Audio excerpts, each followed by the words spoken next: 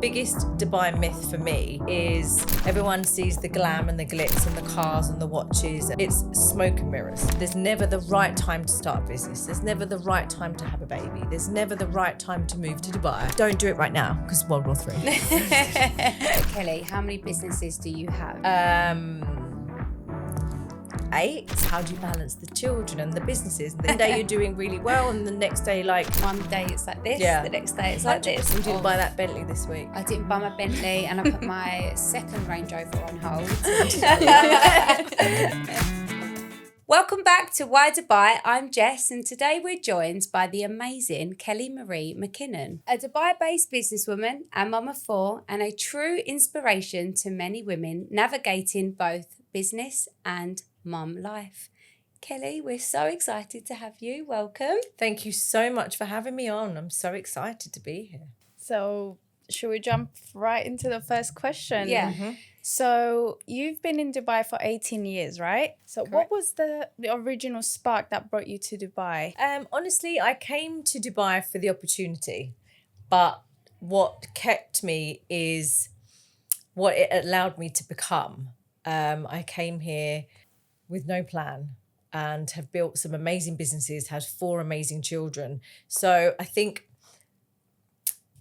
the land of opportunity brought me here. How has the business landscape changed for women here since you first started? The landscape for women has changed massively. Before, women were definitely present and visible, but now they're leading.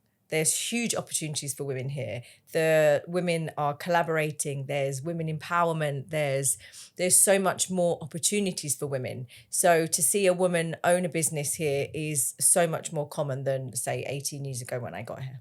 That's true. And in your eyes, what makes Dubai the best city in the world for a woman to start a business here? I think we need to stop saying, just for women as well. I think Dubai is an amazing place for anyone to come here and start businesses. I think women are celebrated here. And I think Dubai is an amazing place to start a business because there's so much less red tape than there is in other countries, in my experience. I agree. And I think I'm going back to women in business because obviously that's what this podcast is about. But I'm a mum, you're a mum, but we're both entrepreneurs. We're both businesswomen. And I think Dubai just kind of gives you that pedestal to be able to do it. We've got the home help, we've got the amazing schools, and you're not worrying about your children being safe. You can concentrate more on business because you have got the help. You haven't got to worry about the dinners and things like that. I know you love to cook. I know I absolutely don't. So that was definitely one of my main things. Yeah, main ticks. But I think being in Dubai, being a woman, wanting to be in business, it's the best city in the world to be able to inject that. Yeah. In a maternal woman as well. I think the support definitely helps. Yeah, I want to be a mum, but I want to be a businesswoman. Yeah. And that it gives you that balance over here. Yeah. Definitely. I don't think everyone always asks me, how do you balance the children and the businesses? And I don't think there's ever, I think this is one of your questions, I don't think there's ever the right balance. Yeah. And I think you just have to kind of work on not perfection, but just managing expectations and doing your best. Yeah. But everyone's like, how do you balance it? You don't. You don't. You absolutely do not. One day it's like this, the next day it's 100%. like this. One day you're doing really well and the next day, you can't get the kids dressed. You pick your battles. But Kelly, how many businesses do you have? 8. Right. Wow. So you couldn't do that in most cities. No, absolutely That's not. what I'm saying. Dubai gives you that. You've got 8 opportunity. businesses and 4 children. Dubai gives you that opportunity to be able to be that successful. Yeah. That's what I love about it here. I just don't think there are many cities in the world that can give you 4 amazing children and run 8 amazing businesses and still look as amazing as you do and be as happy as you are, that's what it is. That's what Dubai's all about. Yeah. That's what I love about it here so much. So this question goes to both of you. Is there a Dubai myth that you would like to debunk for international investors or business owners? This is a really good question. I think the biggest Dubai myth for me is everyone sees the glam and the glitz and the cars and the watches and they're like, I'll have a bit of that. I'll come over there and it's smoke and mirrors. The biggest Dubai myth is that you can just come over and live this extravagant lifestyle. It takes years of grit, grit, I love that word, hard work, dedication, passion, drive, focus. It doesn't happen overnight. Like one of the questions that a lot of women that come to me, my business mentor clients, is like, when will I see or be able to like experience the money and be able to have a lifestyle like, you know, like yours? And I'm like, 5 years. Don't expect it to happen any sooner than that, because the first year you're working your ass off. The second year you're trying to, you know, make some money back that you've spent. And, you know, the third year, and then the fourth, and then there's the problems that happen in between. And I'd say 5 years is realistic. Yeah. So for me, the biggest myth is come to Dubai, Habibi. It's incredible. It is if you work hard. Yeah, I agree. Yeah, I love that. So talking about business, as the original elite agency, how do you stay on top in such a competitive market? Another really good question. I think because we've been here now, and my business, the modelling and events agency, has been here for 17 years, and we've seen the crash in 2008. We've gone through the COVID. We're now going through World War III. Is that what we're calling it? Is it like, labelled that? Yeah. For me, it's the grit, it's the dedication. The other grit, the grind, not the competitions, the other competitive market. Yeah. What I'm trying to say is basically, after all these things that you go through, the ones that aren't there to stay, they're gone. Yeah. So I think what keeps us on top is just we've been around long enough, and because I have multiple other businesses, I'm not reliant on that one income. Yeah. So when the shit hits the fan, you know, we're okay because we've got backup. Yeah. So I think for me, that's how we stay on top. So you mentioned that one of your businesses has actually been going in Dubai for 17, 18 years. Like you said, you've seen the crash, you've seen COVID, you've seen all of these things happen. There are going to be a lot of vulnerable people right now with World War III going on, if that's what we're going to call it. And what would your advice be as a business mentor to people who are maybe feeling vulnerable, or maybe thinking that they should maybe leave because it's not the country that they're from? Yeah. Like, what advice as a mentor would you give to someone to kind of ride out their business and just be positive and just stick at it? Like, yeah. I mean, first take a breath, because even just this morning I was like, ready to have a few tears, and distance learning is going to be another 3 weeks and I'm just like, and then all the bangs again, and I'm like, take a breath. Yeah. So I would say take a breath. Yeah. It's not the end of the world, although it feels like it, and the weather certainly looks like it. It's not the end of the world. We've been through worse. Mm-hmm. You know, it's just take a step back and don't make any rash decisions. You know, businesses are really struggling at the moment. Like all my businesses are struggling, but take a breath. And what I'm doing at the moment is I'm doing all my admin shit that I don't have time to do when everything is going great. So I'm doing all my admin stuff. I'm focusing on the businesses and what I can do to improve them. So when everything gets back to normal, because it will, then we're back on top. So I think just take this time, you know, look after yourself, your mental health, but also just take this time to do all the things that you keep putting off because you don't have the time, because now we do have the time, unfortunately. But when everything does get back to normal, you'll be thankful that you didn't just be like panic and shit and I'm going to leave, I'm going to do that. Do all the bits that you don't get time to do. Yeah. And then when we're ready to get back to normal, you'll be ready and you'll be on top. Yeah, I think that's good advice. In a time that everything is sort of slowing down, it is freeing you up to be more productive with your admin. Yeah. I totally agree. And it is very easy to just panic and run, because it's scary. But I think, just take a step back, take a breath and do all the shit that you don't have time to do. I actually think as well it's a really good time where obviously people are struggling, is a time to support smaller businesses as 100%. well. And everyone's saying it out there, like support small businesses and, buy my gym stuff. And then I see posts like, is Aloe doing a sale? Like, hello. Support GCCO, guys. I agree. I support the little coffee shops because tourism's down. Support little businesses.